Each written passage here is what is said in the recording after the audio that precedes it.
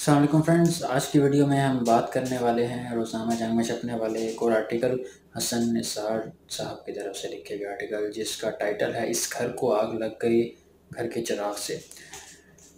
So let's start this interesting article.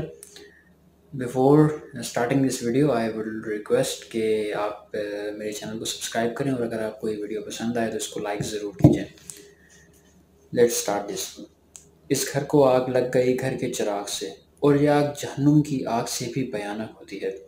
ہمارے case میں تو یہ المیہ بھیانک ترین یوں ہے کہ ہمارے اجتماعی گھر کے ہر چراغ نے آگ لگانے کو روشنی دینے پر ترجیح دی ہے۔ میرا ایک مرحوم دوست بڑے دکھ سے کہا کرتا تھا کہ ہم لوگوں کو دولت، طاقت، عزت اور شہرت ہضم نہیں ہوتی، کچھ کو ہیضہ ہو جاتا ہے اور کچھ کو پیچش لگ جاتی ہے، یعنی اپنے اپنے انداز میں غلاظت اگلنے لگتے ہیں۔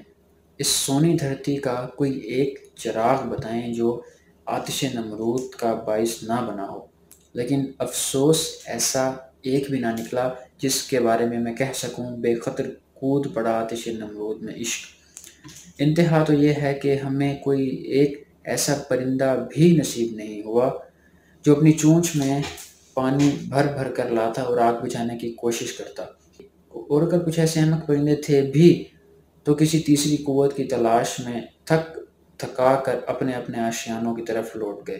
اشرافیہ سے لے کر عوام تک کون سا چراغ تھا جس سے اس گھر کو آگ نہ لگی؟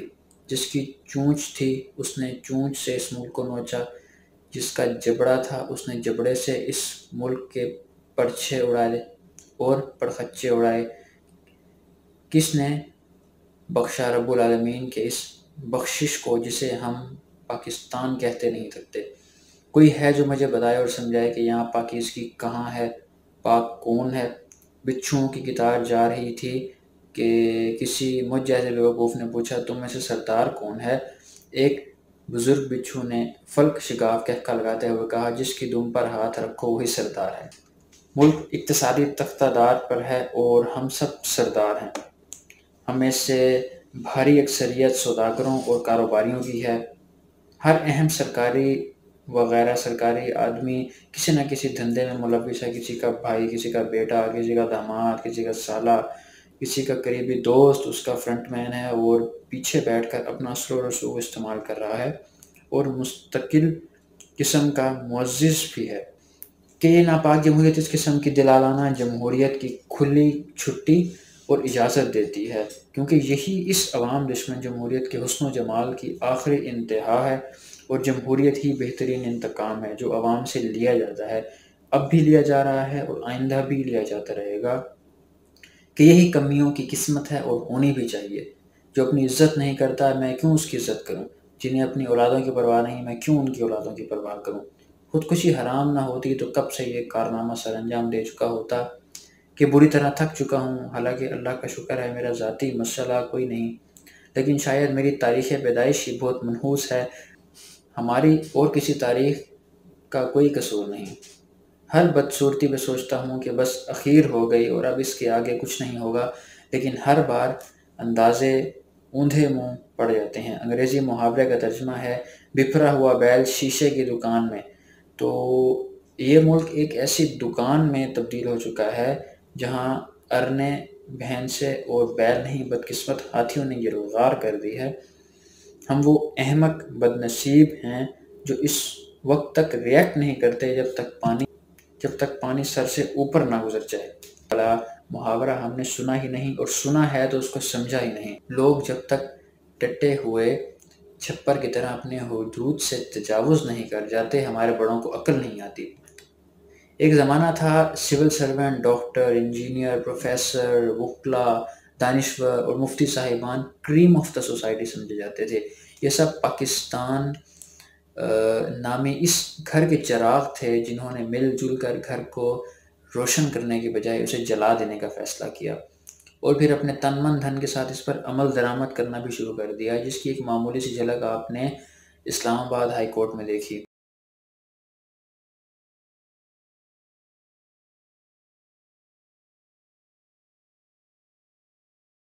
کیا یہ یہود و ہنود کی سازش ہے؟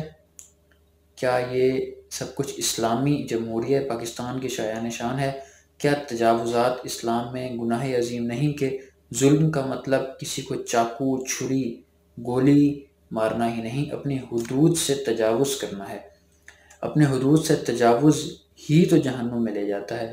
ہوش کرو طاقتور پالیسی سازو، اور کرتو دھرتو بیٹ کو سمجھو اور اس پر عمل کرو۔ مجھے 100% یقین ہے کہ کسی بھی پروفیشن کا جینون آدمی اپنے پیشے کی توہین اور تذلیل برداشت نہیں کر سکتا۔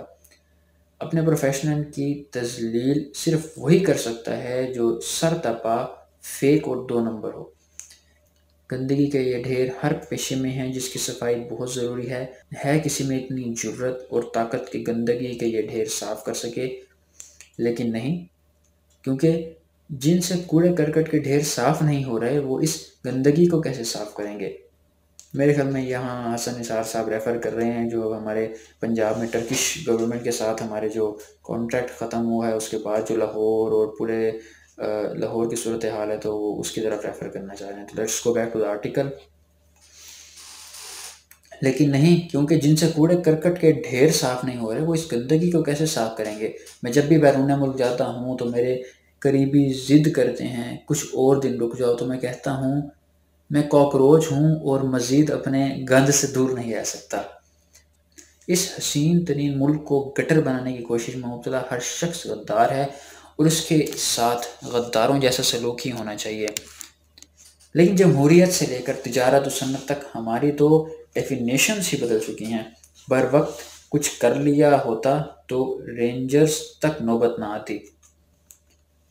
کون کہاں ہے اور کیا کر رہا ہے، یہ ایک ملین نہیں، بلین نہیں، ٹریلین ڈالر سوال ہے جس کا جواب نہ ڈھونڈا تو عذاب الہی کی تیاری کرو کہ اس کا پرومو تو دارالحکومت اسلام آباد میں چل چکا ہے۔ اس گھر کو آگ لگ گئی، گھر کے چراغ سے۔ بریگیڈیٹ، میرا مطلب ہے فائر بریگیڈیٹ کہاں ہے؟ تازہ ترین خوشخبری، نوٹوں کی ویلیں، جمہوریت کا رقص اور بے حیائی کے گھنگرو، وکالت سے سیاست تک سب کچھ زندہ باد۔ یہ ہے حسن نثار صاحب کا آرٹیکل، اور اس میں ایک تو ان کا جو ایک سٹائل ہے کہ یہ اپنی خواہش کا اظہار کرتے ہیں کہ میرا ملک بہترین ہو، بہتر ہو، لوگ یہاں ترقی کریں، اور اس کے بعد وہ افسوس کا اظہار کرتے ہیں کہ یہ نہیں ہو رہا، اور وہ ایک اپنے اندر جس طرح انسان کڑ رہا ہوتا ہے، یہ وہ والی ان کی کیفیت ہوتی ہے۔ تو وہ جہاں واضح نظر ہوتی ہے کہ ایک بندہ جو کہ جینون کوشش کر رہا ہے، جس کے خواب ہیں کہ میں پاکستان کو اچھے ڈیولپ ایک ملک کی طرح دیکھوں، وہ کڑ رہا ہے کہ یار یہ اس ملک میں ہو کیا رہا ہے، اور کیا کیا پروفیشنل لوگ تھے جنہوں کی ذمہ داری تھی اس ملک کو بہترین بنانا، انہوں نے کس طرح اس ملک کو لوٹا اور کس طرح وہ بہتر کر سکتے تھے، انہوں نے نہیں کیا۔ ہر بندہ اپنے اینڈ پہ اپنے امیر سے امیر، غریب سے غریب، تجارت اس ملک کو جسٹ لوٹنے میں مصروف ہے، کوئی ڈیولپ کرنے میں نہیں ہے۔ تو یہ ایک تھیم ہے ان کی اس آرٹیکل کا، اور یہ حوالہ دے رہے ہیں دارالحکومت اسلام آباد میں ہونے والی کارروائی کا۔ اب یہ بہت افسوس کی بات ہے کہ ہمارے وکلاء حضرات جن کا کام ہے کہ وہ قانون کی حفاظت کریں، سچائی کے لیے آواز بلند کریں، وہی اس ادارے کی طرف ایک اٹیک کی پوزیشن میں چلے جاتے ہیں۔ جس طرح ہمارے یہاں واقعہ ہوا، اسی واقعے کی طرف حسن نثار صاحب ہنٹ دے رہے ہیں کہ نپ دا ایول ان دا برڈ، یعنی کہ ابھی یہ چیز سٹارٹ ہو رہی ہے، اس کو ابھی روکو، اس سے پہلے کہ یہ ایک بھرپور طوفان بن کے اٹھے، اس کو بھی روکو۔ سو اس چیز پہ انتہائی افسوس کا اظہار کر رہے ہیں۔ یہ سارا ہی ایک آرٹیکل اس تھیم کے گرد ہے کہ جن لوگوں نے اس قوم کا معمار بننا تھا، جن لوگوں نے اس قوم کو روشنی دینی تھی، وہی جلا رہے ہیں اور وہی نقصان پہنچا